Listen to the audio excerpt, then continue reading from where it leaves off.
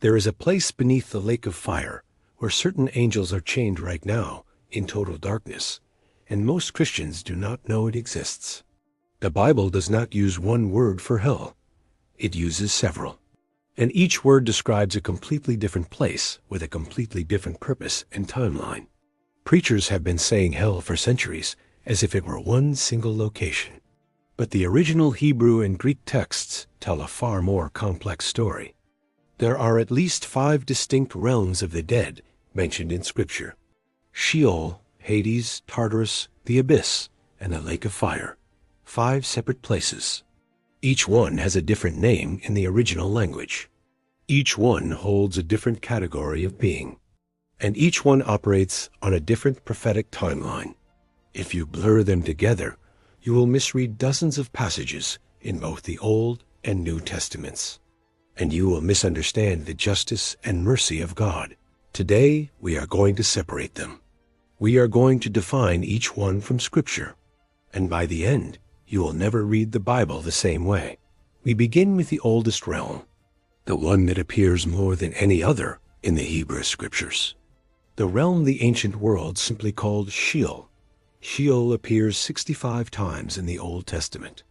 It is the most common word used for the abode of the dead in all of ancient Hebrew literature.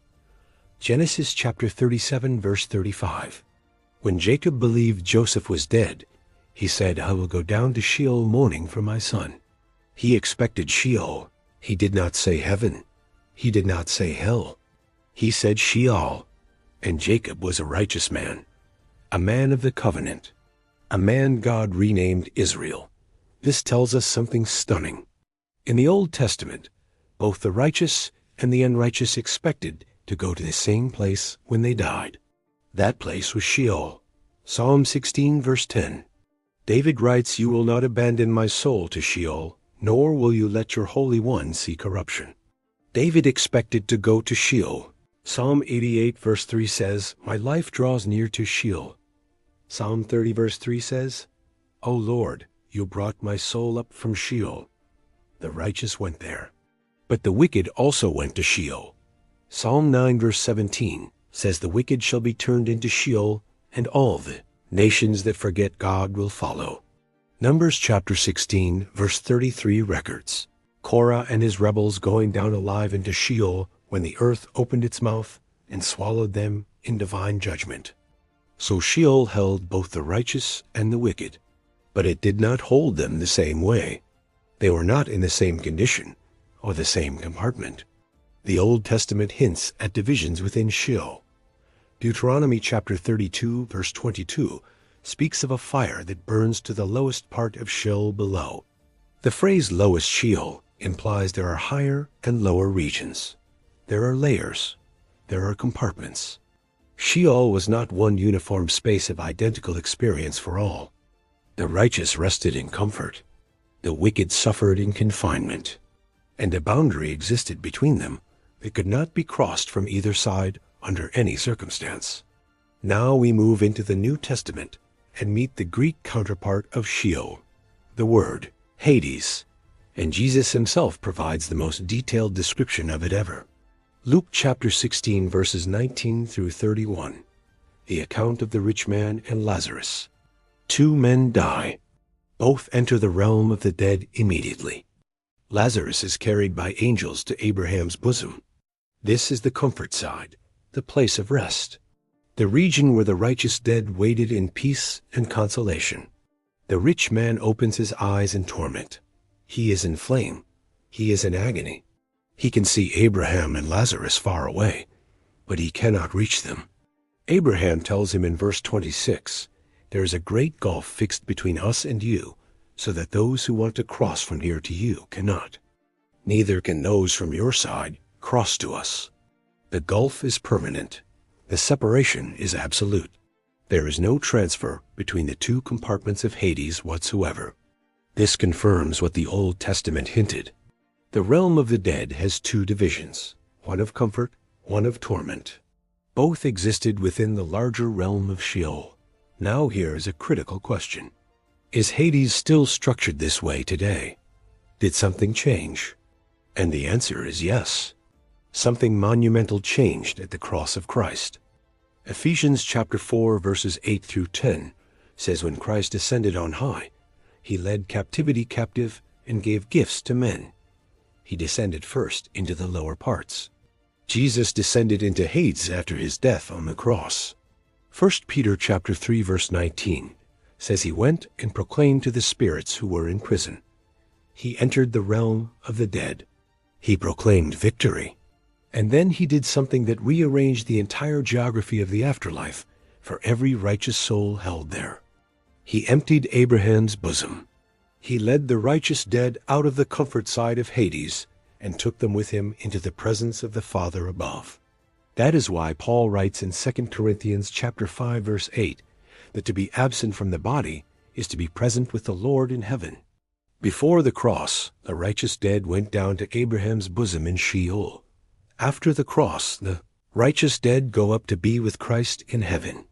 The cross changed the destination. The cross rerouted the righteous dead from the underworld to the throne room. Jesus emptied one side of Hades and left the other. The torment side of Hades still exists right now. Every person who has died without Christ since the beginning of human history is there waiting in conscious agony. They are not annihilated. They are not sleeping. They are not in purgatory being purified. They are alive, aware, tormented, and waiting for the final judgment of God. Hades is not the final destination. It is the holding cell. It is the prison before the sentencing. The real courtroom has not yet opened. The final verdict has not fallen. Revelation chapter 20 verse 13 says death and Hades delivered up the dead who were in them. They were judged each one according to their works before the throne. Hades will one day be emptied, just as Abraham's bosom was emptied. But this emptying will not lead to freedom. It will lead to the final sentencing of God.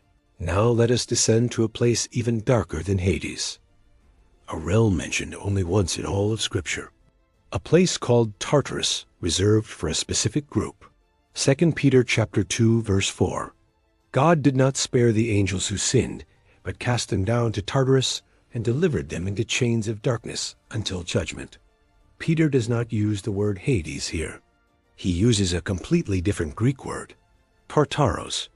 This is the only time this word appears in the entire Bible. In Greek thought, Tartarus was the lowest dungeon of the underworld. Below Hades, below everything. The deepest, darkest, most remote prison in the entire created order of existence. Peter says certain angels were cast there. Not all fallen angels. Not demons in general. A specific group of angels who committed a specific sin so severe God chained them. Jude verse 6 confirms it. The angels who did not keep their proper domain, but left their own abode, he has reserved in everlasting chains under darkness for judgment. Many scholars connect these angels to Genesis chapter 6, verses 1 through 4. The sons of God who saw the daughters of men and took them as wives. Their sign was boundary crossing. They left their assigned realm and entered the physical world in a way God had forbidden. And for that transgression, God imprisoned them immediately. They are not roaming the earth. They are not tempting you. They are not behind the sin in your life. They are locked in chains in absolute pitch blackness. They wait in Tartarus for one event, the great day of judgment. They will be brought before the throne, sentenced, and cast into the lake of fire. Now let us examine the fourth realm, the abyss, also translated as the bottomless pit. This appears multiple times in the book of Revelation with terrifying descriptions. Revelation chapter 9 verse 1 says a star fallen from heaven was given the key to the bottomless pit. He opened it, and smoke rose like a great furnace. From that smoke came locusts with the power of scorpions. They had a king over them, the angel of the abyss. His name in Hebrew is Abaddon the Destroyer. The abyss is not Hades. It is not Tartarus. It is a separate prison, a containment realm for specific demonic entities that God has locked away from the earth. In Luke chapter 8, verse 31, the demons called Legion begged Jesus not to command them to go into the abyss. They feared it above everything else. They would rather enter pigs and drown in a lake than be sent to the abyss. That tells you how terrifying that prison is, even to demons themselves. Revelation chapter 20 verses 1 through 3 says an angel will seize Satan, bind him with a great chain, and throw him into the abyss for 1,000 years. The abyss is a temporary holding facility.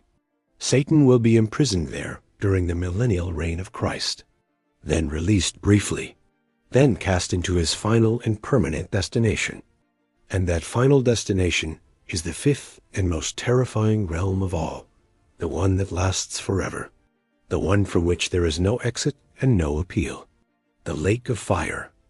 Revelation chapter 20 verse 10 says the devil was cast into the lake of fire and brimstone, where the beast and false prophet are, and they will be tormented day and night forever and ever, not for a season, not for 1,000 years, not until they are consumed, forever and ever. The lake of fire is not Hades. Hades is temporary. The lake of fire is eternal. In fact, Revelation chapter 20 verse 14 says Hades itself is thrown into it. Death and Hades were cast into the lake of fire. This is the second death. The holding cell is thrown into the final prison. Hades ends. The lake never ends. Revelation chapter 20 verse 15 says anyone whose name was not found written in the book of life was cast into the lake of fire. Anyone. No exceptions. The lake of fire was not originally prepared for human beings. Matthew chapter 25 verse 41 says it was prepared for the devil and his angels. God did not design the lake of fire with you in mind. He designed it for rebellious angels. But those who choose to follow Satan will share the destination. Now let us put the timeline together, because understanding the sequence is just as important as understanding the locations. The order reveals the justice and patience of God. When an unbeliever dies today, their soul goes immediately to Hades, the torment side. They are conscious. They are aware. They are in agony. But they have not been judged. They wait in Hades until the great white throne judgment described in Revelation chapter 20. Every dead unbeliever from all of history will stand before God on that day. The books will be opened. Their works will be examined. And anyone not found in the book of life will be cast from Hades into the lake of fire. Hades is the county jail. The lake of fire is the maximum security prison with no parole, no release date, no appeals court, and no end in any age. When a believer dies today, their soul goes immediately to be with Christ. 2 Corinthians chapter 5 verse 8. Absent from the body, present with the Lord forever. No Sheol, no Hades, no waiting room. Straight into the arms of Jesus, because the cross relocated every redeemed soul from the underworld to the throne room permanently.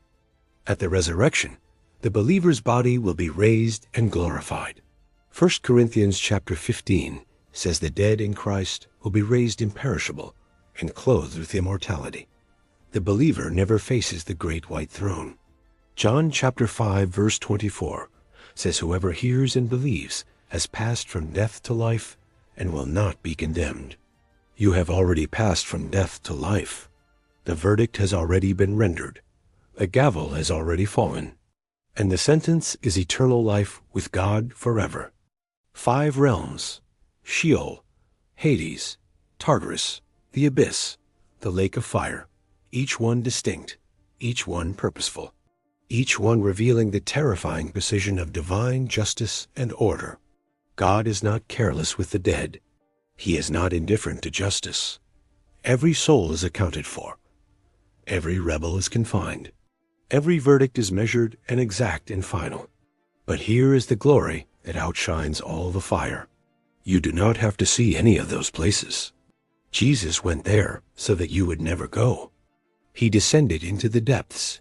He conquered death. He emptied the grave. And he holds out his hand right now, saying, "Come to me, and you will live forever."